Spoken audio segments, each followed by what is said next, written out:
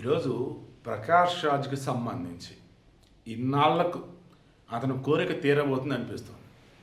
ఏ రకంగా just asking అంటూ నేను ఏదైనా మాట్లాడుతున్నాను, ఏదైనా అడుగుతున్నాను, నన్ను మాత్రం ఎవరు అరెస్ట్ చేసి లోపలేయట్లేదే అని లోపల అనుకొని బాధపడుతూ ఉన్నాడేమో. ఈరోజు ఆ కోరిక తీరబోతుందని నాకు అనిపిస్తుంది.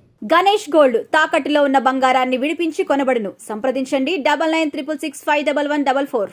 కృష్ణారావన్ అలియాస్ బచ్చలకూరి జోసెఫ్, ఇతనికి ప్రకాష్ రాజ్కి మధ్య ఆడియో ఏదైతే వైరల్ అయిందో నిన్న, దాని మీద ఈరోజు ప్రకాష్ రాజ్ మరలా క్లారిటీ ఇచ్చాడు. ఏమని?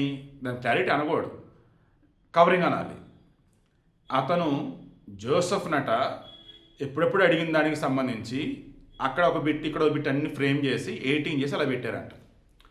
ఇప్పుడు మీరు బాగా గమనిస్తే ప్రకాష్ రాజ్లో భయం మొదలైంది. ఎందుకు? బచ్చలకూరి జోసెఫ్ మీద 5వ కేసు, ఇంకా కేసులు చాలా ఉండొచ్చు, 5వ అరెస్ట్. ఇది ఏకంగా అన్లాఫుల్ యాక్టివిటీస్ ప్రివెన్షన్ యాక్ట్, చట్ట విరుద్ధమైన చట్ట వ్యతిరేక కార్యకలాపాల నిరోధక చట్టం అన్నట్టు అనుకోవచ్చు. చట్టానికి విరుద్ధంగా, చట్టానికి వ్యతిరేకంగా మనం ఏదైనా పనులు కనుక చేస్తూ ఉన్నట్టయితే వాటిని ఆపటం కోసం ఈ ఉపా యాక్ట్ ప్రయోగిస్తారు. UAPA, unlawful activities prevention act. ఇది ఎక్కువగా మన భారతదేశంలో టెర్రరిస్టుల మీద, మావోయిస్టుల మీద ఉంటుంది. వాళ్ళే కదా సమాజాన్ని చేల్చాలి, సమాజంలో గొడవలు రేకెత్తించాలి, బాంబ్ బ్లాస్ట్లు, ఇవే కదా వాళ్ళు చేసేది. ఈరోజు ఈ యూట్యూబర్ జోసెఫ్ మీద పెట్టింది కూడా అవే అనమాట. అతనిలో కూడా ఇక భయం మొదలైంది. నిన్న నిన్న ఈవినింగ్ అరెస్ట్ చేశారు, ఏదో టోల్ ప్లాజా దగ్గర ఎక్కడో. అక్కడ అతను ఒక వీడియో రిలీజ్ చేస్తున్నాడు. అందులో క్లియర్గా నన్ను చంపేయండి, ఈ అరెస్టులు ఇవన్నీ కాదు, నన్ను చంపేయండి, ఇలాగే అంటున్నాడు. నన్ను చంపేయండి, అటు ఇటు ఎందుకు తిప్పుతారు నన్ను, అండ్ బోల్డ్ అంతమంది పోలీసులకు పాపం వాళ్ళ యొక్క టైం అంతా వేస్ట్ అవుతుంది, నన్ను చంపేయండి. ఏం చంపాల్సిన అవసరం లే, జీవితాంతం జైల్లోనే ఉంటాడు. ఇప్పుడు అతని మీద పెట్టిన కేసులు కనుక ప్రూవ్ అవుతాయి, నాట్ కేసు ఆ సెక్షన్ల కింద కనుక రేపు కరెక్ట్ వేలో పోసుకుని ప్రూఫ్లు చూపెడతాయి. ఇది జనసేన నాయకుడు ఏదో పెద్ద పొజిషన్ ఉన్నాడు ఆయన పెట్టిన కేసు ఇది.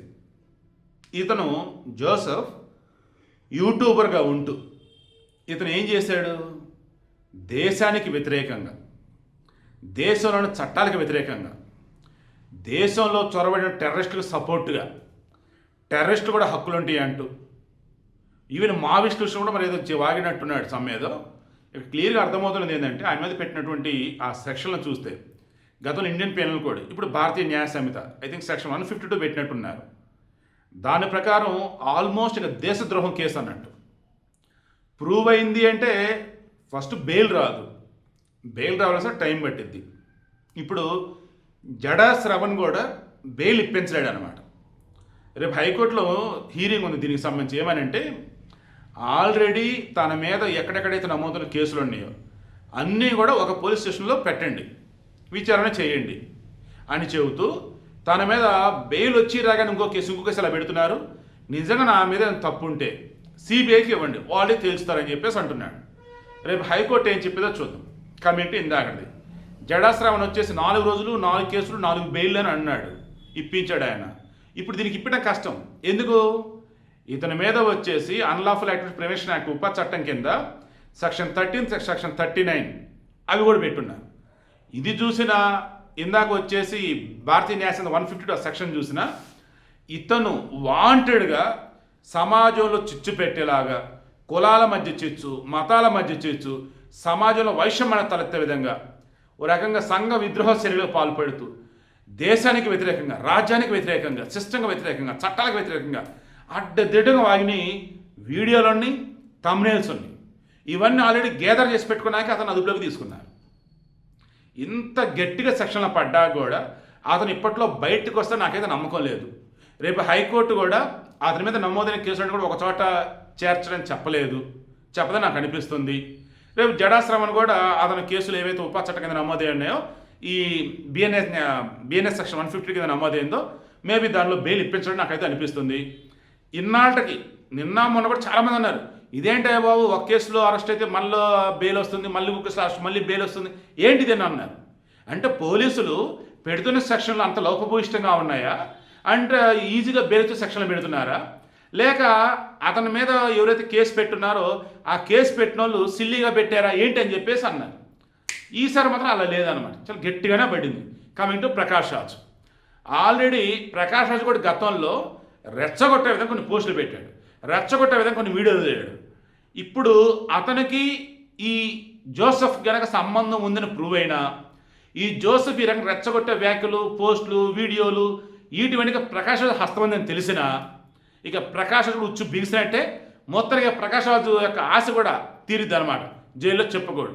చూద్దాం, రేపు క్లారిటీ అయితే రావచ్చు. ఇప్పుడైతే మాత్రం ఊహించిన సెక్షన్లు, దిమ్మ తిరిగే సెక్షన్లు, పర్ఫెక్ట్ సెక్షన్ అయితే పెట్టి అతని మీద కేసు నమోదు చేశారని నాకైతే అనిపిస్తుంది. జర్నలిస్టులు అంతా కూడా అదే అంటూ ఉన్నారు. ఇక ఇప్పుడు కష్టం, ఈ కుర్రాడు బయటికి రాలేడు ఇక ఈ జోసెఫ్ అని చెప్పేసి. ఇక అతను వాళ్ళ నాన్న పేరు చిన్న డానియల్, ఇతని పేరు జోసెఫ్.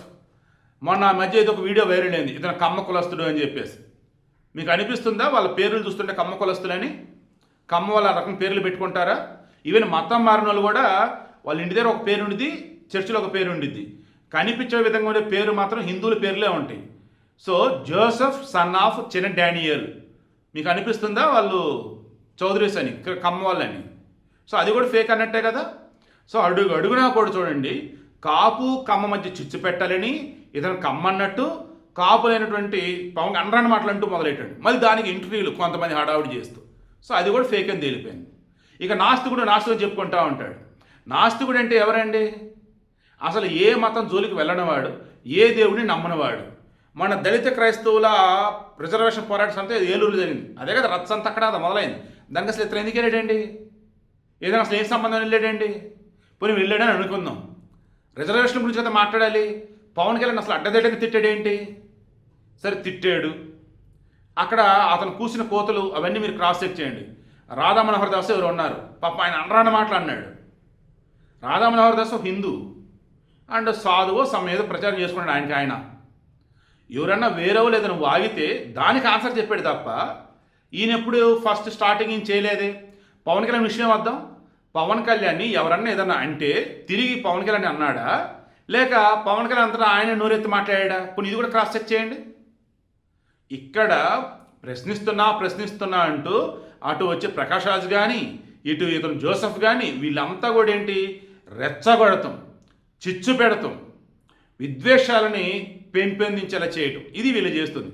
దానికి అడ్డుకట్ట వేసింది రాధా మనోహర్ దాస్ అండ్ ఇక్కడ వచ్చేసి పవన్ కళ్యాణ్, ఇంక మరికొంతమంది. రాధా మనోహర్ దాస్ని అరెస్టులు అంటున్నారు. ఆ కేసులు పెట్టేవాళ్ళు ఎవరో రండి, మా క్రైస్తవులు అన్నాడని అంటున్నారు కదా, మీ క్రైస్తవులే రండి, చూపించండి. బీసీసీ సర్టిఫికేట్ చూపించండి. మీరు చూపించి మేము క్రైస్తవులం, మా దేవుడిని ఎలా అన్నాడు, మా బైబిల్ని ఎలా అన్నాడు, మమ్మల్ని ఎలా అన్నాడు అని చెప్పి కేసులు పెట్టండి. నేను ఖచ్చితంగా మాట్లాడదాం. రాధా మనోహర్ దాస్ ఏం మాట్లాడాడు, ఎందుకు కేసు ఫైల్ అవ్వలేదు, ఎందుకు అరెస్ట్ చేయలేదు ఏంటని అప్పుడు మాట్లాడదాం. సో మన కావ్యాస్ మీడియాలకి నేను 2-3 నిమిషాలు బ్రేకింగ్ న్యూస్ అనేది ఇద్దాం అనుకున్నాను కానీ, బట్ అన్నీ డిస్కస్ చేస్తుంటే నాకు అనిపిస్తుంది కదా, సిస్టమ్ని కేవలం కొంతమంది మాత్రమే హక్కుల పేరుతో నానా రకాలుగా భ్రష్టు పట్టిస్తానంటే ఈ జోసెఫ్, ఈ ప్రకాష్ రాజ్ లాంటి వాళ్ళే మొత్తానికి అడ్డుకట్టబడిందని నాకైతే అనిపిస్తూ ఉంది.